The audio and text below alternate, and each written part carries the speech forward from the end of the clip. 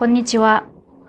チベットディスウィークではチベットやダライラマ法、そして中央チベット政権に関する1週間のニュースをお送りします。それではまずヘッドラインを見ていきましょう。ダライラマ法王は若者に対し薬物乱用を控えるよう呼びかけた上で、真の喜びは慈悲の実践から生まれると述べました。ダライラマ法王はインドのストーク村の仏像の前で祈りを捧げられました。ダライラマ法王と中央チベット政権はイギリスのアンディ・バンナム首相に対して祝意を送りました。中国は長年にわたる厳しい監視の末、世界最大のチベット仏教僧院教育施設ラルンガルで破壊活動を再開させました。内務大臣はインド北東部への初の公式訪問を終えました。中国の民族団結法をめぐり、ヨーロッパで懸念が強まっています。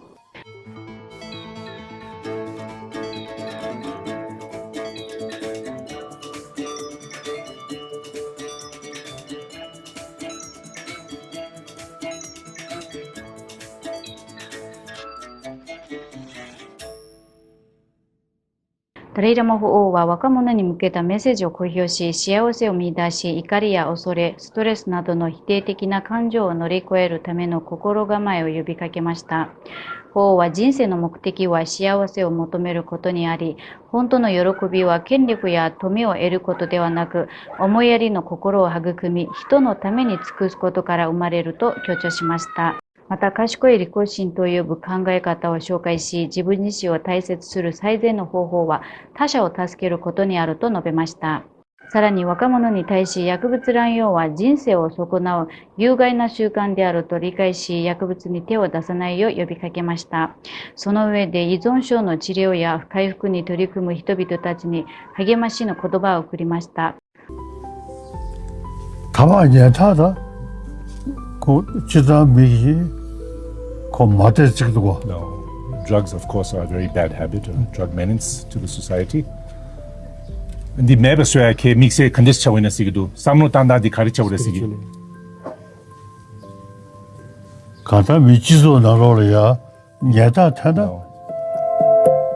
In 또 가다 society, 논주 이것이 you have to 아주 one has to 통제고 realize that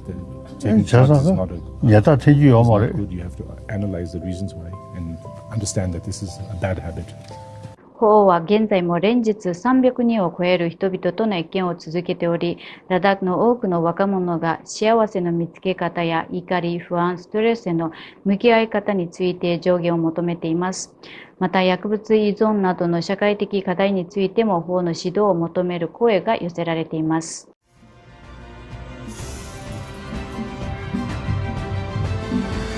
ダ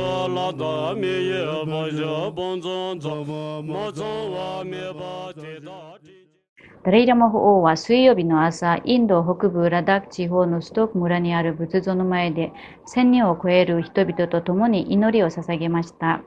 法王は祈りの中で、仏教の実践は大きな寺院や仏像を建立することにとどまるものではなく、ブッダの教え、特に心を鍛える教えを学び、その真髄である思いやりの心を実践することにあると述べられました。사진제 인도산에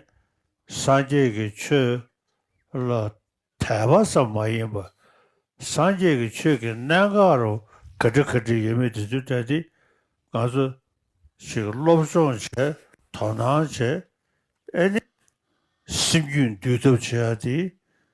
제가서 사mol로게 랭게리 애니 고다 나셔 다 최게 님부디 서버상고 쳐야 되더고 ダライラマ法王と中央チベット政権の指導部は今週、イギリスの新たな首相に就任したアンディ・バナム氏に祝意を伝える書簡を送りました。王は書簡の中でイギリスが国際社会で重要な役割を担っているとした上で、新首相が各国と緊密に協力し、喫緊の課題から長期的な課題まで様々な問題の解決に取り組むことへの期待を示しました。また、中央チベット政権のペンバチン主席大臣は、イギリスは中国によるチベット侵攻以前のチベットを知る歴史的な記憶を受け継ぐ数少ない国の一つだと指摘しました。その上でイギリスが今後もチベットの歴史の公正な理解を支え、チベット人の願いに対する国際社会の理解を深める役割を果たすことに期待を示しました。さらに、チベット亡命議会のドマツリン議長も新首相の就任を祝福しました。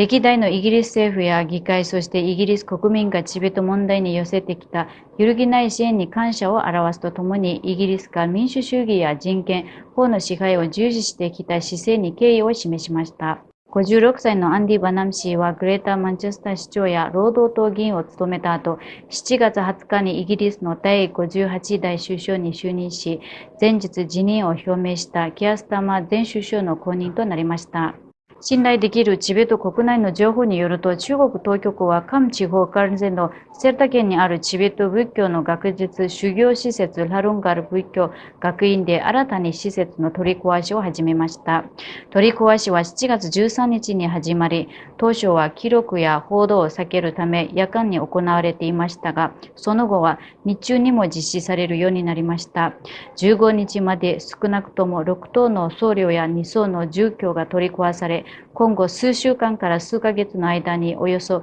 1060棟の住居が計画的に撤去される見通しだということです。ラルンガルでは2001年と2016年から17年にかけても大規模な取り壊しが行われ、7000棟を超える僧侶や2層の居住が撤去されたほか、多くの修行者が退去を余儀なくされました。その後も中国当局はチベット仏教施設に対する管理を強化してきたとされています。また去年には居住資格に関する資料が不十分だったことを理由に1000人を超える僧侶や2層が退去させられ、この施設の定員も6000人から5000人へ削減されたと伝えられています。さらに2016年から17年にかけての取り壊しでは多くの関係者が精神的な苦痛を受け、2層ツリンドマ氏とセンガ氏が自ら命を絶つなど深刻な影響が報告されています。今回の取り壊しは中国で民族団結進歩促進法が7月1日に施行されてから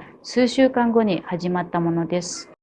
中チベット政権の内務大臣パンデンドゥルプ氏は2026年7月14日から18日にかけてシキム州及び西ベンガル州の一部にあるチベット人居住区を初めて公式訪問しました。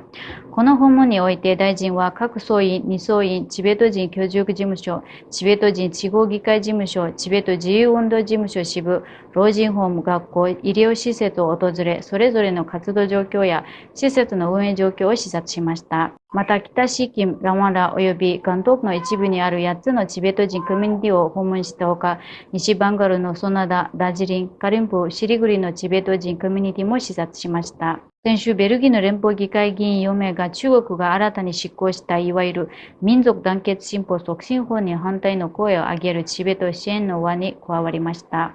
7月15日、ベルギーの連邦議会議員らは同国の連邦政府に対し、中国の新たな民族団結進歩促進法に強い姿勢で対応するよう求めました。